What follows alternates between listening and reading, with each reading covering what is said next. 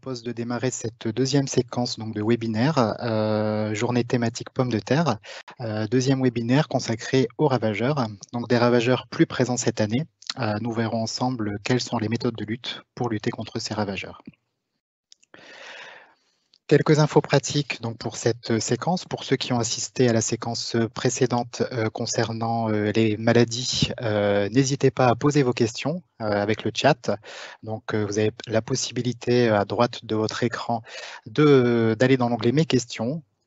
On vous conseille en tout cas d'inscrire votre nom, c'est plus convivial, et de poser vos questions. Nous y répondrons lors d'une séquence questions-réponses à la fin de ce deuxième rendez-vous. Pour vous exercer, une petite question. Je vous propose de réagir à cette question. Quel ravageur vous a posé problème cette année? Ça peut être un ou plusieurs. Je vous ai mis quelques petites photos d'illustration. Est-ce que ce sont les dorifores? Est-ce que ce sont les taupins? Vous voyez au centre de l'écran une larve de taupin et un adulte de taupin. Est-ce que ce sont les pucerons? Un problème émergent donc, que l'on voit en bas à gauche de l'écran, ce sont les acariens, ou est-ce que ce sont les limaces? N'hésitez pas à réagir et puis on en rediscutera tout à l'heure à l'occasion de la séquence questions-réponses.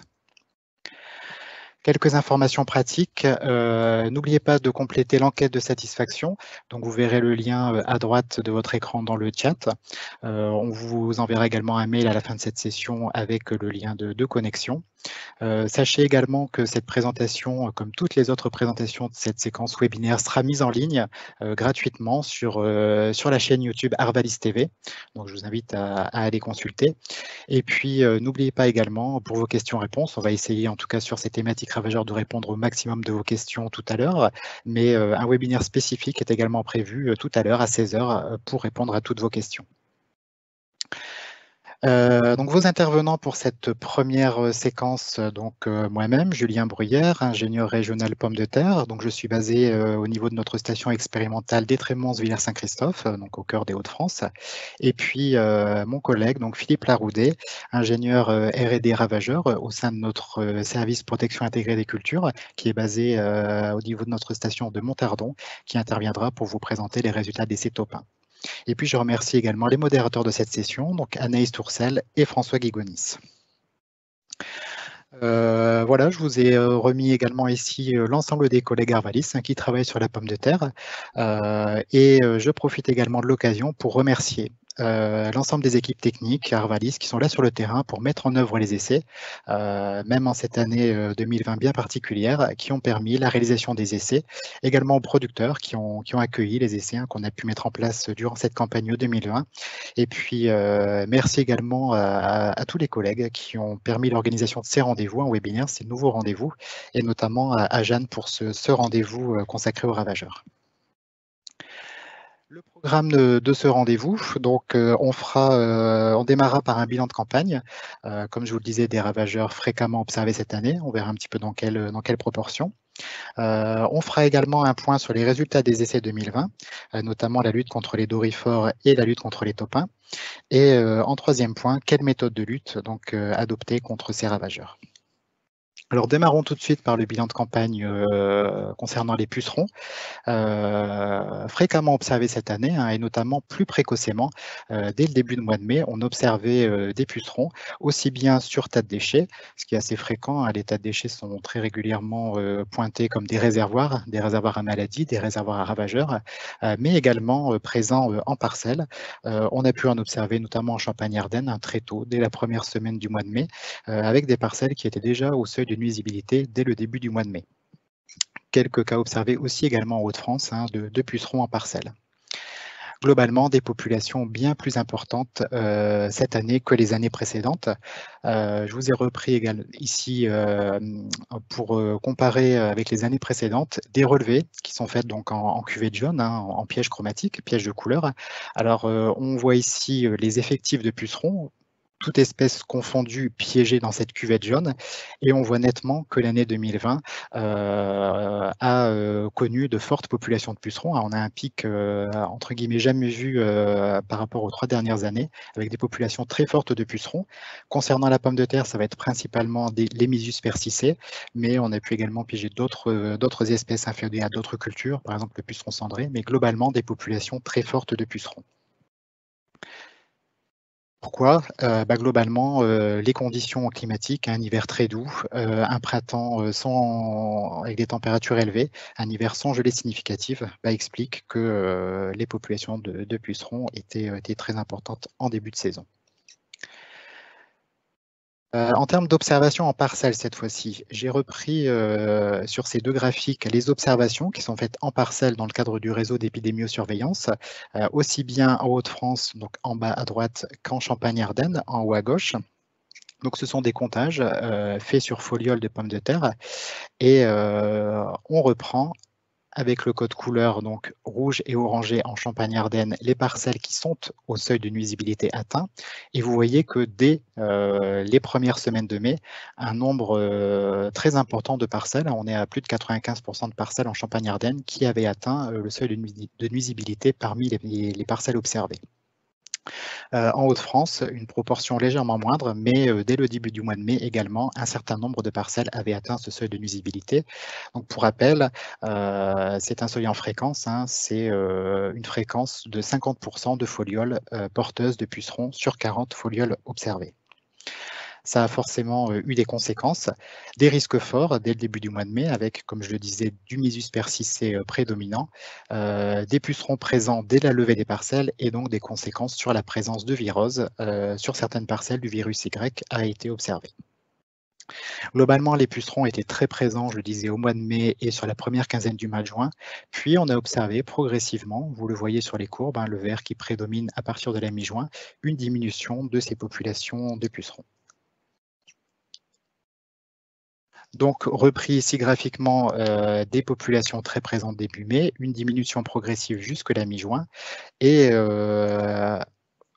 parallèlement à cette présence de pucerons, des auxiliaires qui étaient également présents, qui sont arrivés progressivement, plutôt à partir de la mi-mai et la fin mai, pour ensuite être présents fréquemment au cours du mois de juin.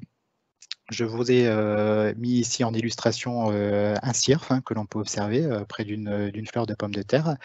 J'ai repris également des observations qui peuvent être faites dans le cadre de l'épidémiosurveillance, montrant que sur les parcelles observées, en tout cas, on observait fréquemment des auxiliaires en parcelle entre le mois de mai et le mois de juin. Et donc, bien sûr, pensez dans vos parcelles, en tout cas, à préserver les auxiliaires et également à les observer. C'est un indicateur de prédation des pucerons.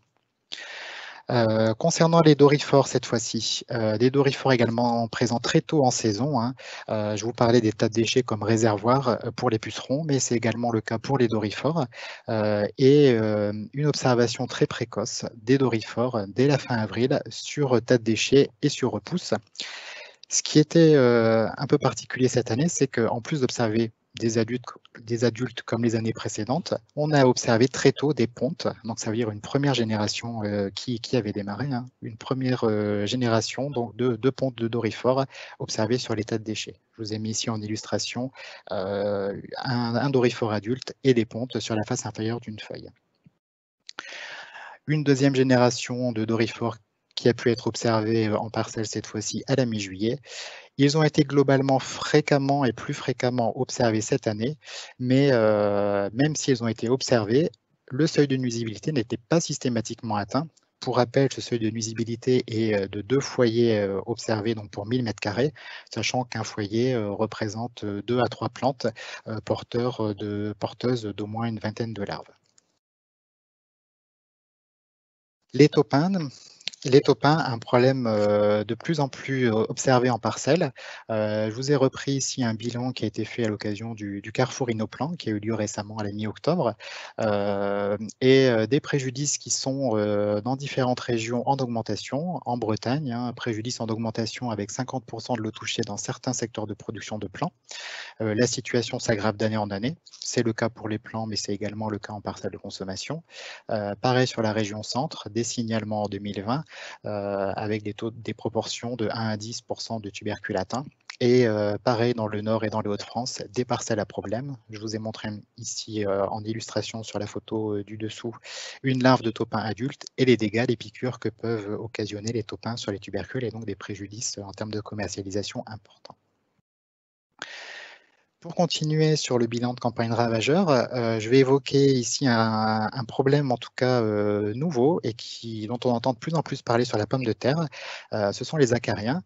L'acarien tétranique tisserand, parce que depuis 2017, on a de plus en plus fréquemment, notamment en Hauts-de-France, des dégâts d'acariens observés en parcelle. Alors ces dégâts, je vais vous montrer sur une photo à quoi ils correspondent. En 2020, on a eu les premiers signalements durant la dernière décade du mois de juillet et ça occasionne une sénescence précoce de la végétation. Des cas, comme je vous le disais, observés en tout cas assez fréquemment en Hauts-de-France cette année, comme depuis quelques années, mais également des remontées de la Belgique. Je vous ai repris ici un bulletin qui peut être publié en Belgique de la FIWAP, qui fait également état en tout cas de présence d'attaques d'acariens en parcelle.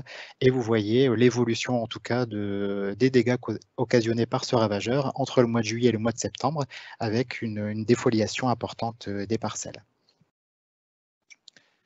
Alors ces acariens, ils sont généralement présents sur la face inférieure des feuilles et on les appelle tisserands parce qu'ils tissent de fines toiles sur la face inférieure des feuilles, ce qui protège d'ailleurs les adultes et les pontes qui sont présents sur la face inférieure des feuilles et peut rendre la lutte d'ailleurs difficile. Ce sont des insectes piqueurs-suceurs, donc qui se nourrissent du contenu des cellules présentes dans les feuilles et provoquent donc leur dessèchement.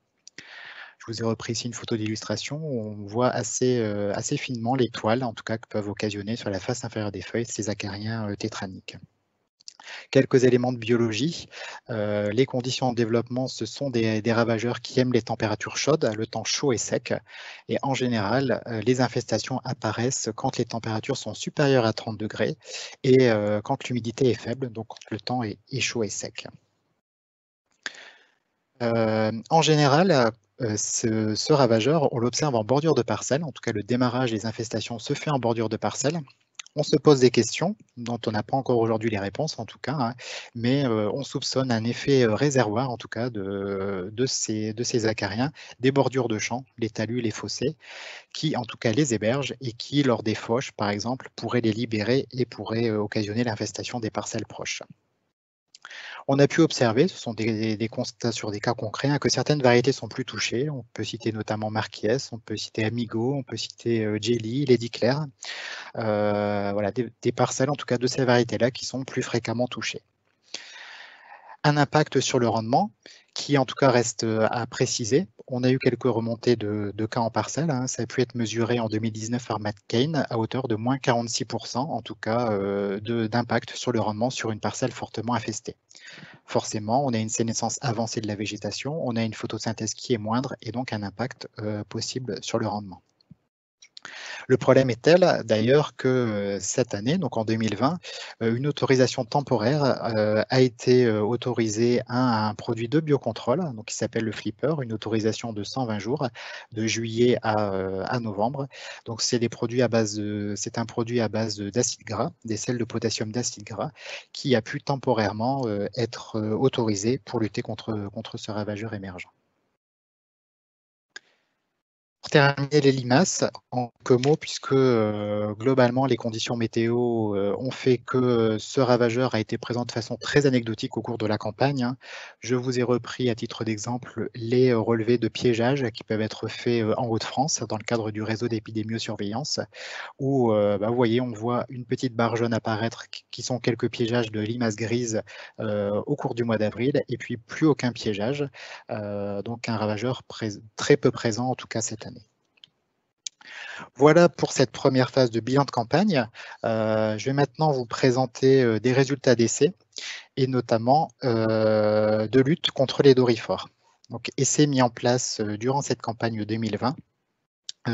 Des essais un petit peu nouveaux en termes de protocole, donc sur un protocole qui a été travaillé par nos équipes de la protection intégrée, puisqu'on est sur des essais en conditions contrôlées.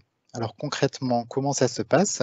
On va traiter au champ, en tout cas, des plantes et donc des feuilles avec les différentes solutions que l'on veut tester. Donc on applique les produits au champ, puis on va prélever les feuilles qui sont traitées, que l'on va donner à consommer aux dorifores.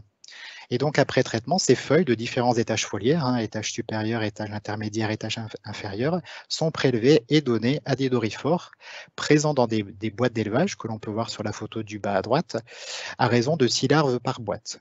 Donc sachant qu'on prend des larves au stade L2, L3 que l'on répartit dans ces boîtes. Donc concrètement, on met les larves en contact des feuilles et on va évaluer l'efficacité des différentes solutions, à la fois par agestion, c'est-à-dire les dorifores vont grignoter les feuilles, et à la fois par contact tarsique. Donc on entend contact tarsique, le contact des pattes des dorifores, les tarses des dorifores sur les feuilles. Et on va évaluer à J+3, à J+6 et à J+10, on va dénombrer le nombre d'individus morts, donc de larves mortes, et évaluer le niveau de consommation des feuilles par ces dorifores. À la fin de l'expérimentation, à J plus 1 mois, 1 mois et demi, on évaluera également le nombre d'adultes qui restent présents dans les boîtes. Il faut savoir également, hein, en termes de protocole, qu'on va disposer les feuilles donc dans les boîtes, les feuilles traitées à J0. Quand on fait la notation à J+3, on retirera les feuilles qui ont été grignotées pour en remettre des nouvelles feuilles qui auront été traitées à J0. Alors, en termes de résultats, qu'est-ce qu'on observe sur le pourcentage de larves mortes? Donc voilà les différentes spécialités qu'on a pu tester, hein. Donc bien sûr un témoin non traité, on retrouve une spécialité de biocontrôle, le success, on retrouve le coragène, donc une spécialité de la famille des diamides, et on retrouve ensuite une série de produits, dont le karaté, dont le D6, donc un ensemble de produits de la famille des pyréthrinoïdes. On retrouve ici les différentes substances actives donc testées avec leur dose. À J+3, on observe donc un certain effet, en tout cas des différentes spécialités sur les larves, puisqu'on a bien des pourcentages de larves mortes. On note que certaines pyréthrinoïdes, notamment le karatézéon et le D6, en tout cas, semblent avoir un effet choc sur ces premières larves, en tout cas à J+3, puisqu'on a un pourcentage de larves mortes supérieur à d'autres spécialités type success ou coragène. Par contre, dans le temps, à J+6 ici et à J+10, on voit que le success et le coragène notamment prennent le dessus avec des pourcentages de larves mortes supérieurs aux spécialités à base de pyréthrinoïdes. Voilà, je vous ai remis également ici les résultats en termes d'analyse statistique. Donc globalement, ce qu'il faut retenir, c'est que le success et le coragène apparaissent en tendance un cran au-dessus, notamment le success qui apparaît avec une bonne efficacité. Donc c'est plutôt positif qu'un produit de biocontrôle, en tout cas, montre une bonne efficacité contre les larves de dorifores. Un autre indicateur de résultat, ça va être le pourcentage de larves n'ayant pas émergé.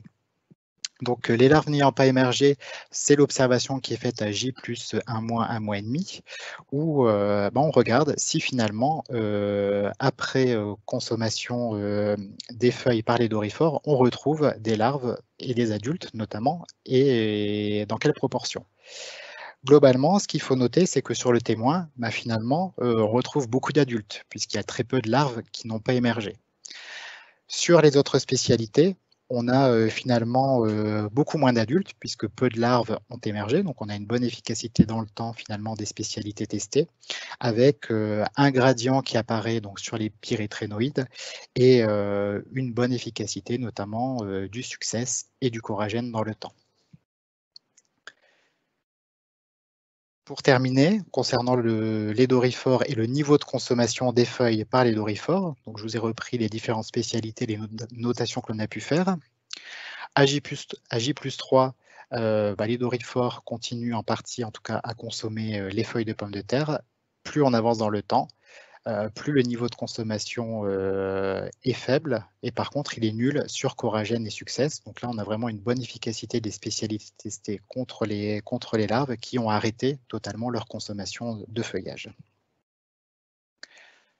Alors que retenir de ces essais? On voit que même si finalement on a peu de différences à J+3, les différences apparaissent à J+6 et à J+10. Deux spécialités, hein, le success et le coragène. Si on parle de matière active, le spinosade et la chlorantraniliprol confirment leur intérêt. et avec un plus notamment sur le produit de biocontrôle, le Success 4, et pour la famille des pyrétrénoïdes, des résultats variables qui vont de très satisfaisants à moyennement satisfaisants. C'est globalement en tout cas cohérent avec ce qui peut être observé dans la pratique des producteurs. Voilà les résultats d'essais de méthodes de lutte contre les dorifores. Je vais maintenant passer la parole à mon collègue Philippe pour nous présenter les résultats des essais de lutte contre les taupins. Oui, bonjour à tous. Merci Julien. Donc, voilà, je vais vous présenter les résultats des essais qui ont été mis en place donc, par des partenaires prestataires d'Arvalis au cours de l'année 2020. Donc, 4 essais mis en place. Donc, il y a un essai qui ne sera pas présenté, donc c'est l'essai de Bretagne Plan, où on a un niveau d'attaque qui est plutôt moyen à faible, avec 13% de tubercules troués et pas mal d'hétérogénéité également. Donc, on va se focaliser sur les essais avec des attaques significatives, entre 47 et 62% de tubercules troués. En termes de dispositif expérimental, donc il y a un essai en bande avec un train de planteuse de 4 ans sur 65 mètres de longueur et ensuite 2 essais en bloc de Fischer à 4 répétitions. Donc chacune des parcelles étant constituée de 4 ans sur 10 mètres de long avec donc un dispositif avec témoins non traités inclus. En termes de notation, 15 à 20 plantes consécutives sont prélevées au moment de la récolte par parcelle pour observer 100 tubercules de taille commercialisable. 2 types de dégâts sont notés en privilégiant les tubercules troués avec donc des trous significatifs dont la taille est supérieure à 3,5 mm de profondeur et qui restent présents après 2 passages d'économe. On peut également, à défaut, noter les tubercules présentant des morsures, sachant qu'un tubercule troué présentant également des morsures est considéré simplement comme tubercule troué. Donc, un autre critère, le nombre de trous ou morsures par tubercule observé. En termes de résultats, donc dans tous les essais déjà, on a des modalités, donc nous avons comparé des modalités conventionnelles, donc produits conventionnels à base de pyrétrénoïdes dont fait partie le karaté 04 GR, et également des modalités de biocontrôle ou stratégies de biocontrôle, donc avec des champignons entomopathogènes, donc de 2 genres différents, des Beauveria, un métarhizium, des répulsifs, donc des extraits, essentiellement des extraits d'ail, et ensuite la stratégie APA que l'on teste depuis quelques années. Donc sur ce premier essai, qui a été mis en place, donc qui a une durée de cycle de 130 jours sur la variété Marabelle, on n'observe pas de différence significative malgré une très bonne efficacité du karaté 04 GR qui est de 60% pour 60% de tubercules troués dans le témoin non traité. En matière de biocontrôle, donc pas d'efficacité du I1707, donc qui est de la Tracap. Je vous ai présenté déjà des résultats sur cette formulation-là, qui est un métarhizium. Une efficacité de l'ordre de 25 à 30% avec le Naturalis, quelle que soit la dose. Il a été appliqué à 3 litres ou à 9 litres par hectare en raie de plantation. Également, même efficacité avec le I1817 en raie de plantation.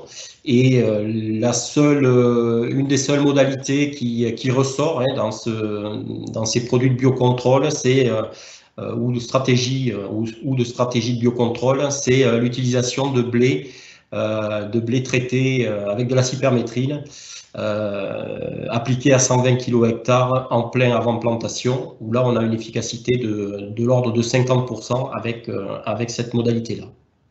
Le cumul, donc ensuite le deuxième essai donc, qui a été mis en place à Castétis dans le sud-ouest pour une durée de cycle de 110 jours sur Mona Lisa. Globalement, on a des différences significatives qui apparaissent et en faveur de certaines pyrétrénoïdes, donc vous le voyez, Trica Expert Plus et une formulation qui est le I1901, le karaté 04 donc avec une efficacité donc de l'ordre de 50% pour ces 2 modalités-là, le karaté 04 GR quant à lui a une efficacité intermédiaire, 25 à 30% dans cet essai. Sur les produits de biocontrôle, on peut noter des efficacités quasi similaires, hein, entre 25 et 30% pour le Naturalis, quelle que soit la dose, le I1707, quelle que soit la dose, et les deux répulsifs qui sont testés. Donc, c'est des formulations microgranulées ou liquides dans l'arrêt de plantation. Apparaissent des niveaux d'efficacité un peu supérieurs et de l'ordre de 40%.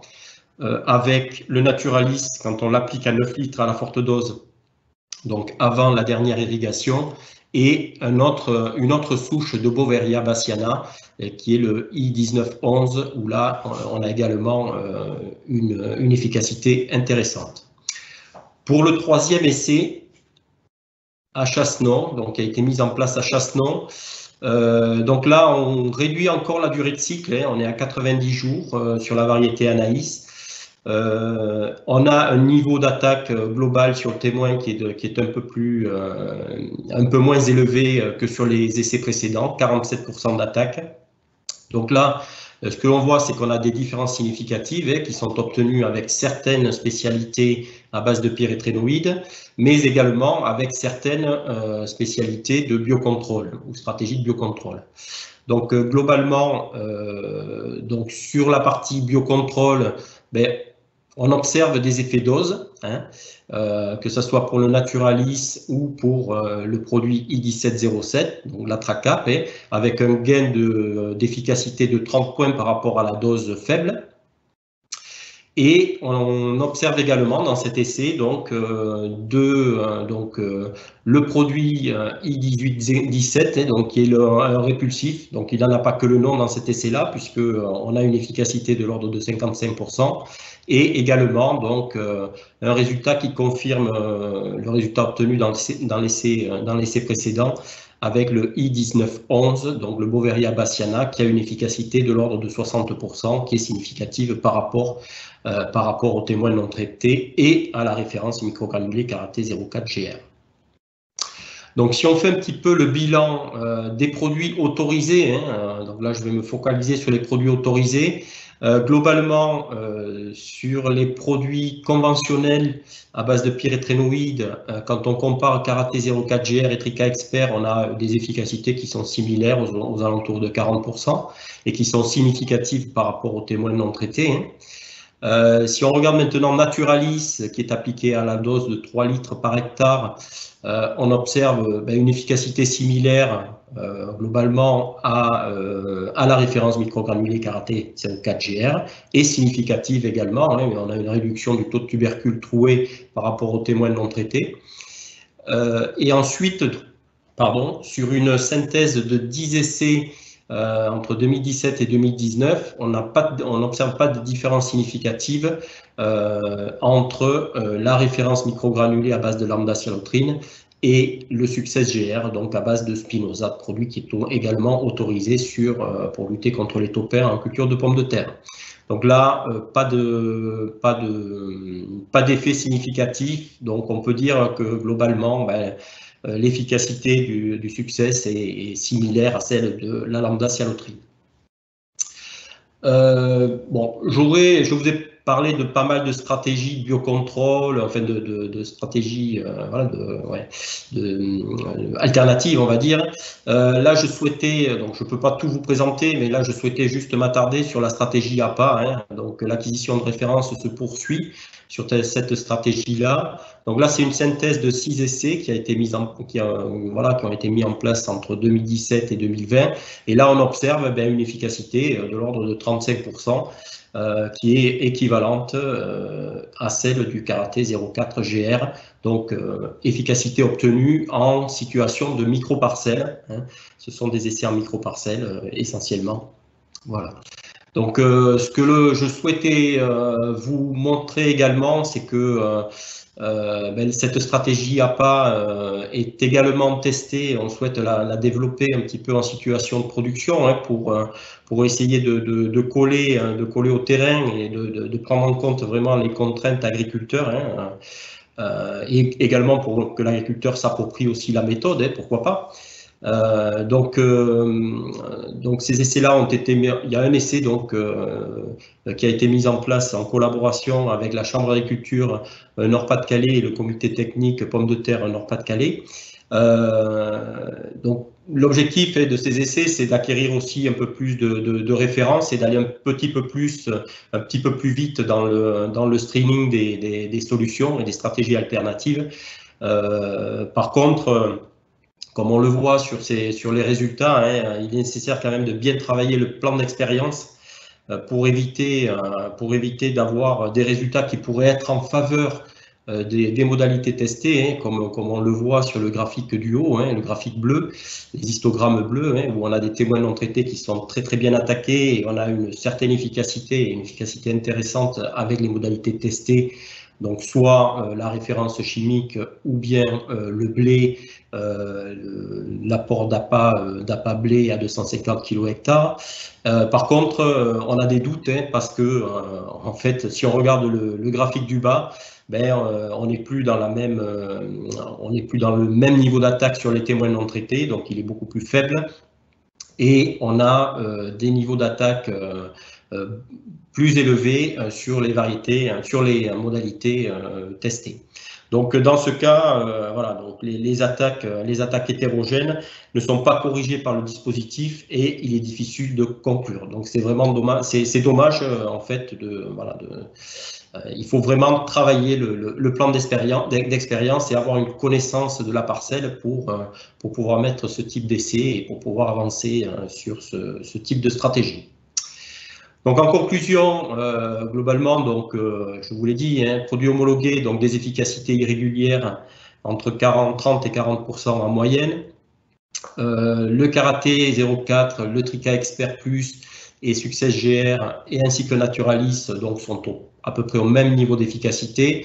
Ce qui reste à faire quand même hein, pour Naturalis, c'est essayer de travailler le positionnement optimal du produit hein, et pourquoi pas poursuivre la recherche sur la dose. En termes de nouvelles formulations, hein, de produits conventionnels en cours d'évaluation, ben, on poursuivra l'évaluation, bien sûr. Hein. Il n'y a pas pléthore de solutions proposées, mais l'objectif, c'est quand même de poursuivre. Sur les produits et stratégies de biocontrôle en recherche, ben, des efficacités de 30 à 40% qui sont proches des références conventionnelles, mais qui sont tout de même insuffisantes, hein, vous le voyez. Donc, on poursuivra l'évaluation sur les champignons entomopathogènes et notamment les formulations que l'on travaille depuis quelques années. Mais c'est aussi l'objectif, c'est quand même de rechercher aussi de nouveaux candidats avec des niveaux d'efficacité plus intéressants, comme ce qu'il a été observé cette année hein, avec un produit. Ensuite, en termes de stratégie attrape-tentil, donc l'efficacité est certaine, hein, donc c'est à confirmer. Hein, et il faut essayer aussi de poursuivre sur les aspects dose et le positionnement spatio-temporel de l'APA. En situation de production également, hein, on a eu un petit échec cette année, mais bon, je pense qu'il faut qu'on poursuive et qu'on développe ces essais-là. Stratégie push-pull ben, à initier, hein, donc le principe c'est de mettre un répulsif dans la replantation et pourquoi pas des appâts dans l'interbut. Et enfin, donc des leviers à travailler hein, et qui seront travaillés dans le cadre d'un projet qui est financé par le CASDAR et dont la FN3PT et le chef de file et Arvalis participent donc à ce projet. Donc c'est éviter les attaques autant que possible avec en travaillant ben, la tolérance variétale, les intervalles des fanages récolte, la date de récolte et également abaisser les populations hein, larvaires en pluriannuel, en notamment travaillant le sol à des époques favorables, défavorables aux larves de taupins. Donc sur des périodes bien ciblées, utiliser des plantes de service à effet biofumigant et également des champignons entomopathogènes. Donc je repasse la parole à Julien pour la suite. Merci de votre attention. Merci Philippe pour ces résultats et ces perspectives. Effectivement, des produits homologués, on va le voir, avec des efficacités moyennes en tout cas, et de la prophylaxie et de la méthode de lutte en tout cas à mettre en place à l'échelle de la rotation. Alors, quelle méthode de lutte contre ces différents ravageurs? On va démarrer par les pucerons. Je prendrai un schéma qui sera commun, en tout cas pour les différents ravageurs. On commencera par la prophylaxie, bien sûr, la prophylaxie avant tout. Pour les pucerons, ça va être la gestion des repousses, alors une gestion qui se fait bien sûr à l'échelle de la rotation. On le rappelle, et on le rappelle depuis de nombreuses années, une gestion importante des tas de déchets, hein, c'est vraiment des réservoirs à maladies, des réservoirs à ravageurs, des réservoirs à virus. Donc, surtout la prophylaxie avant tout. Le deuxième point, pareil, avant d'intervenir sur une parcelle, c'est d'évaluer le risque sur sa parcelle. C'était notamment le cas cette année, hein, où on avait des parcelles, comme je vous le disais, dès le début du mois de mai, qui pouvaient être fortement infestées, et d'autres parcelles, par contre, où le seuil de nuisibilité n'était pas atteint. Donc l'importance de l'observation de vos parcelles, c'est rappelé régulièrement, hein, dans les BSV, les méthodes d'observation, la méthode simplifiée en fréquence. Vous observez 50 folioles et le seuil de nuisibilité étant atteint quand 50% des folioles sont porteuses de pucerons. Ça fait 20 folioles sur 40 observées, ça se fait assez rapidement en tout cas, et ça permet de savoir si le seuil de nuisibilité est atteint. Pareil, la méthode classique, hein, qui peut également être appliquée avec la présence de 5 à 10 pucerons par feuille en moyenne. Donc surtout, pensez à observer vos parcelles. Contre les ravageurs, on n'a pas d'outil d'aide à la décision. L'outil d'aide à la décision, ce sont vos yeux et ce sont l'observation. Les observations que vous pouvez faire. Si le risque est atteint, donc si ce seuil de nuisibilité est atteint, donc voici sur ce tableau les spécialités autorisées sur pucerons de la pomme de terre. J'ai repris l'extraction du choisir de cette année 2020. J'ai retiré un certain nombre de produits qui ne sont plus désormais autorisés, hein. En termes d'efficacité, on retrouve le TPKI, qui est aujourd'hui en tout cas le produit qui présente la meilleure efficacité, mais qui bien sûr est à utiliser quand le cahier des charges le permet. Et je noterai une vigilance sur les autres spécialités et celles à base de pyrétrénoïdes, puisque ce classement va forcément évoluer. Notre dépliant protection maladie ravageur va être mis à jour d'ici la fin d'année et prendra en compte notamment les résistances qui apparaissent des mysus aux pyrétrénoïdes, et donc ce classement évoluera d'ici la fin d'année. Donc voilà les spécialités autorisées contre les pucerons de la pomme de terre. Contre les dorifores, même combat, je dirais, prophylaxie avant tout, gestion des repousses, gestion des tas de déchets. Je vous le disais tout à l'heure, hein, les premiers adultes qui sortent des tas de déchets dès le début du mois d'avril, même les premières pontes, l'importance de la gestion de ces tas de déchets et de ces repousses. Pareil, observation et évaluation du risque en parcelle. Observation, je vous ai remis quelques photos ici pour bien différencier en tout cas les dorifores des coccinelles. Des confusions peuvent être en tout cas possibles. Les œufs de dorifores qui sont en général plus orangés par rapport aux pontes de coccinelles qui elles vont être plus jaune citron. Les larves de dorifores qui vont être rouge, bordeaux, mobiles, à différencier des nymphes de coccinelles qui en général sont fixées sur les feuilles et ne bougent pas. Le seuil de nuisibilité, le seuil indicatif de risque étant, comme je disais tout à l'heure, de 2 foyers pour 1000 m², sachant qu'on considère un foyer comme une ou deux plantes avec au moins 20 larves de dorifores présentes. Lorsque le seuil de nuisibilité est atteint, je vous ai repris également ici l'extraction de notre choisir pomme de terre de l'année 2020, en reprenant les niveaux d'efficacité des différentes spécialités. Pareil, ce tableau évoluera avec le dépliant mis à jour d'ici la fin d'année. Je vous parlais tout à l'heure des résultats obtenus notamment sur le Nexide. Vous voyez ici que le Nexide apparaît avec une bonne efficacité. Cette efficacité sera, je pense, revue à la baisse, en tout cas sur l'évolution du dépliant. Et on retrouve, comme je le disais tout à l'heure, la solution de biocontrôle, le succès, avec un bon niveau d'efficacité. Contre les taupins, Philippe le disait tout à l'heure, la prophylaxie avant tout également. Le choix de la parcelle est forcément très important. Bien se renseigner sur les historiques de dégâts. On sait que les prairies sont un facteur très favorable pour les taupins, donc attention aux prairies de longue durée. Mais la gestion, globalement, doit se réfléchir à l'échelle de la rotation, et notamment avec un travail du sol.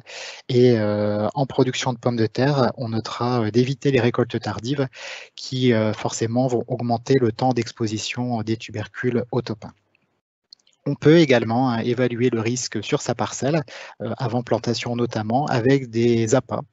Donc soit avec le piège dit de Kirfman, donc le pot appât, un mélange de grains de blé et de grains de maïs, dans un pot semi-enterré dans la parcelle. Le plus simple encore reste, pour moi en tout cas, le filet appât. Donc vous prenez un filet, vous mettez quelques pommes de terre, vous pouvez privilégier la variété Mona Lisa, vous pouvez également les couper en deux. Vous enterrez ce filet en le repérant bien et vous revenez voir 2-3 jours après. Et en général, si les taupins sont présents en parcelle, vous verrez les piqûres de taupins sur les tubercules. C'est un indicateur, en tout cas, de présence de taupins en parcelle. Et sur les parcelles à risque, je reprends finalement les conclusions de Philippe en termes de produits aujourd'hui autorisés, avec globalement, en tout cas, des efficacités moyennes à faibles contre les taupins. Un dernier sujet, même si j'aurais pas beaucoup de solutions de lutte à vous proposer aujourd'hui contre les acariens, car encore beaucoup d'inconnus sur ce problème émergent. Aujourd'hui, et en tout cas à la date d'aujourd'hui, aucune solution homologuée à ce jour pour cet usage sur la pomme de terre. Je vous avais expliqué qu'il y avait une autorisation temporaire pour le flipper. Aujourd'hui, la date du 19 novembre est passée, donc il n'y a plus de solution homologuée. Au niveau d'Arvalis, on va y travailler. On a déposé un projet qui couvrira la période des 3 prochaines années, où on va étudier les cas en parcelle, parce qu'il y a encore, comme je vous le disais, beaucoup d'inconnus. Donc étudier l'environnement des parcelles, étudier le comportement du ravageur, mesurer l'impact sur le rendement également. Donc d'ailleurs, si des cas se présentent dans vos parcelles, n'hésitez pas à nous le faire remonter en tout cas. On essaiera également d'expliquer les différences de comportement variétal. Je vous parlais de variétés, type Marquies, qui étaient fréquemment touchées par ce ravageur. On va essayer de trouver en tout cas les explications de ces différences variétales. Et puis, on va également évaluer et tester des méthodes de lutte. Donc, il y a le biocontrôle, je vous parlais du flipper notamment, avec des stratégies à évaluer en micro-parcelles. Et puis, on sait que voilà, sur des cultures type arboriculture, le soufre peut être utilisé contre les acariens, puisque ce ravageur, on le trouve également sur d'autres cultures. Donc, on va étudier en tout cas ces solutions contre les acariens. Sachant que les différents éléments donc, de préconisation, vous les retrouverez d'ici la fin d'année dans le dépliant qui va sortir prochainement, mis à jour, donc protection contre les maladies, les adventices et les ravageurs. Voilà, j'ai fait le tour en tout cas sur les préconisations. N'oubliez pas de remplir, de compléter suite à cette session, et vous pouvez y aller là dès maintenant sur le formulaire en tout cas et le questionnaire de satisfaction dont vous avez le lien dans la barre de chat. Suite à cette session, je vous ai remis les différents contacts des collègues ingénieurs travaillant sur la pomme de terre dans les différentes régions. Donc vous retrouverez leurs contacts.